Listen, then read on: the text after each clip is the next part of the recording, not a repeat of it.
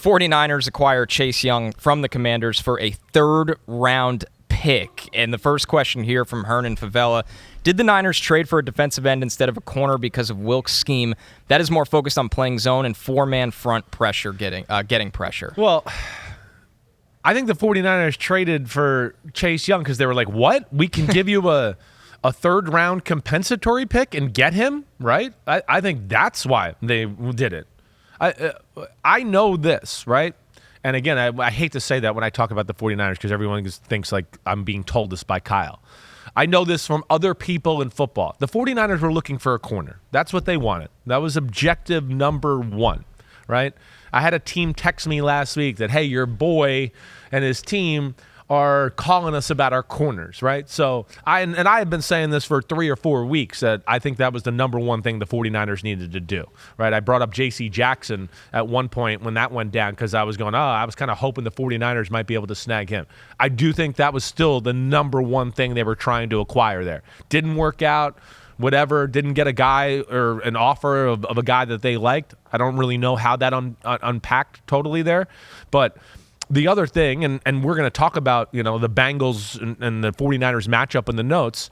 Well, what's the next best thing to help your secondary out if you can't get a cover guy, right, Connor? You get more pressure on the quarterback. So exactly. Now the secondary doesn't have to cover as much or as long, right? So that I think is the second best option, let alone, hey, Bosa's been good, but not great, okay? And I think great will come here soon. Hargrave, I think I said this on Sunday to Ahmed. Hargrave started off pretty good. The last few weeks he has not been good. He doesn't pop at all in the Bengals game. I'll talk about that. Armstead, of course, is still Eric Armstead and a player, and he was actually really good. But there's been no production at the opposite end. When they had Samson Ekubom, D. Ford, Charles Amenhue, even though I know they're not world beaters, those guys, they're really good football players where you were like, no, they apply pressure, and they make a lot of plays that, go unnoticed by the fan or the stat books and do that. So now you got this to go along with it. And we'll see where it goes. I think the big thing is with Chase Young, and probably why there wasn't the market that everybody thought there was going to be. One, he's been hurt for, 2 years, basically. So that people are going to be a little bit like, ooh, I don't know where to go with that. And then the big thing after that is, okay, it's you trade for a guy like that. We're giving assets away, and he's having a pretty good year, and he continues to have a good year here now in a good defense. He's going to go, well, I'd like to be paid $25 million a year, right? And so now you're into, wait, are we going to give him a long-term deal, or we're going to have to franchise him, which the franchise is probably going to be around 27 for or 28 an edge rusher. Right, it's an wild. edge rusher, right? Yes. Right? So that's where I think there was no market for Chase Young, I think, ultimately. And I think the Niners looked at it and went, wait, we got a bunch of these compensatory picks. We got this, and it's only a third-rounder, and we'll take that gamble because we're a Super Bowl team, and we'll push the chips in the middle of the pile for that, and good for them. I was shocked. When I saw that, I was shocked. Well, let's keep going. I wanted to say one other thing. Let me say one other thing about this, okay?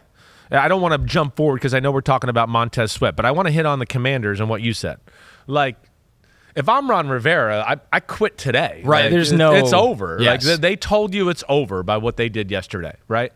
I had told Pete in our viewing room and producer Matt Casey and all that I had heard on Sunday. Even if they won, I think there was people high up in the front office that were like, it's over. We want to trade no matter what. And there was a little bit of a civil war in the building still going like, hey, we still can turn this around and do all of that. They lost, obviously, so that wasn't even a discussion. And yes, I would say now those two guys being gone, Ron Rivera, he just does he want to finish out the year, or does he want to, quit? I don't know, but it's over, I think, that whole era. Knowing him, I would think he finishes it out, year, but right. Man, it's a weird tough situation. Spot. It's a weird situation for sure, and we'll get more into the actual players that Chase Young and Montez Sweat are, but this next question from Adam Blackhall. Hey, Gabby, Pete, Connor, and crew, as an Eagles fan, Young to the 49ers is my least favorite. We're about to see a guy who's been underperforming relative to expectation absolutely light it up, aren't we? Yeah. Well, I think that's, as an Eagles fan, right, that's you got to worry about that. I think that the Seahawks and the 49ers, they made moves, but you got to be thinking about the Eagles. What are we going to do? I can't blitz Jalen Hurts and leave A.J. Brown one-on-one all game. We need a front four that can get there. They got too many other things they do on offense for us to be. Exactly. This is how the Jets beat them. Exactly. You got to be able to relegate the other 7 guys into the quarterback runs, the actual run game, the screens to the receivers on the outside. If you get too aggressive against Eagles, you're screwed. They got too many answers and too many good players. So I got to think those moves were made within, we want to improve our team, but also looking at it going, if we want to get where we think we might be able to go here, and the 49ers and Seahawks, to me, are in the Super Bowl conversation, they made a move trying to go, okay, the Seahawks thinking about the 49ers and what they do on offense, the Eagles do on that offense, and they had to make moves to kind of, get better in those areas. And make no mistake about it, Chase Young has been really good this year. Yes, he has. It's time for Inside the Numbers, powered by AWS. And from Next Gen Stats, when you look at what he's done, he's generated a career-high 17.2% pressure rate this season. That's 7th highest in the NFL.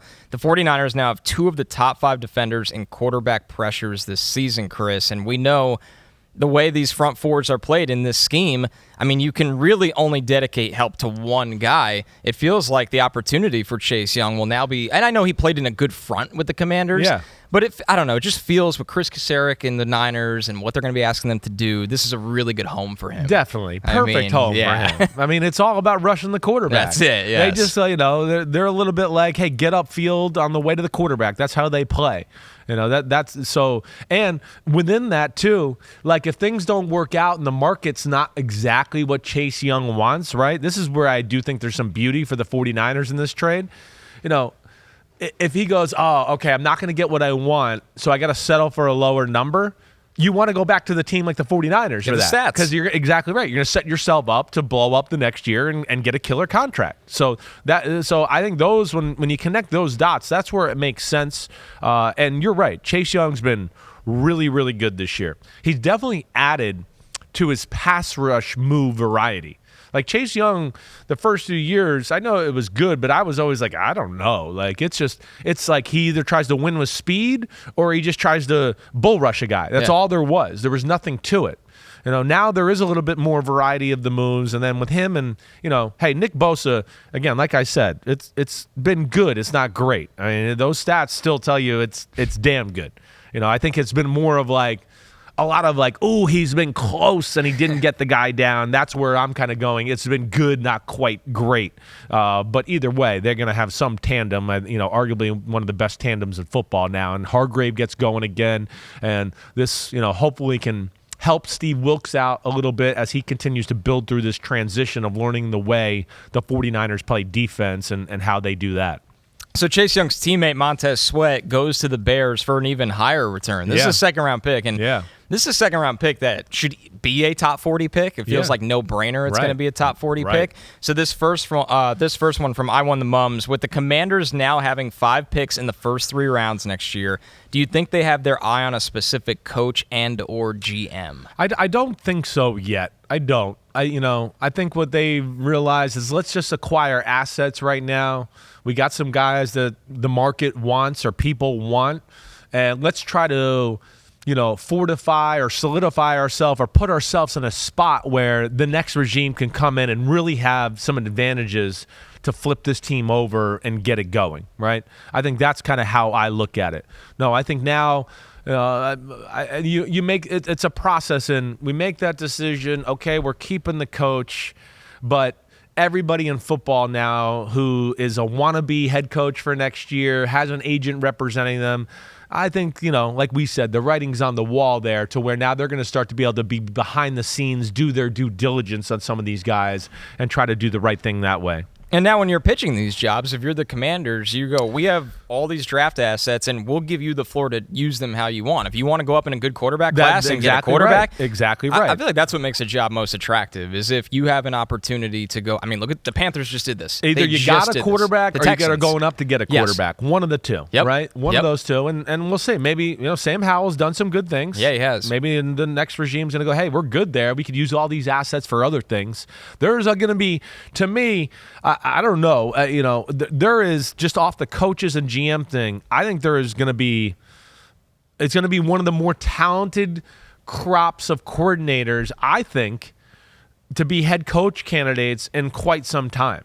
I really do. When you start to break it down, and I didn't think we were going to go here, so I'm trying to go off the top of my head real quick here. But let me just go like Raheem Morris, okay?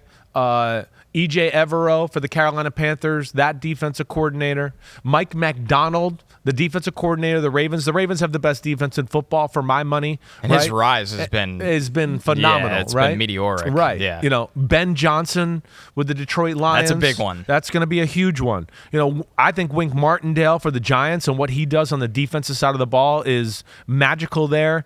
I'm missing some other people here. Hold on. I want to make sure I get it right too, because I feel like I'm missing somebody else on maybe the offensive side of that. That's a name that's always in my head. Well, I don't know, but either way, I think there is going to be more. Some really talented coordinators out there to be had for Washington if they want to go that way, let alone they might have one right on their roster already, and Eric Bieniemy. He might be the perfect guy to hand this off to. So we'll see where that goes. That was Inside the Numbers, powered by AWS. Yo, what up, homies? Thanks for watching. Remember, subscribe to Chris Simms Unbuttoned. Right now, we got Sunday pod, right? So you can have it Monday morning. We recap all the action. Wednesday, it's the What the Happened podcast. We're going to get deep in the weeds on the key matchups of the week. And then Thursday, I'm picking games with that jerk Florio. So you know where to find us, homies. Keep watching. Peace out. We'll see you.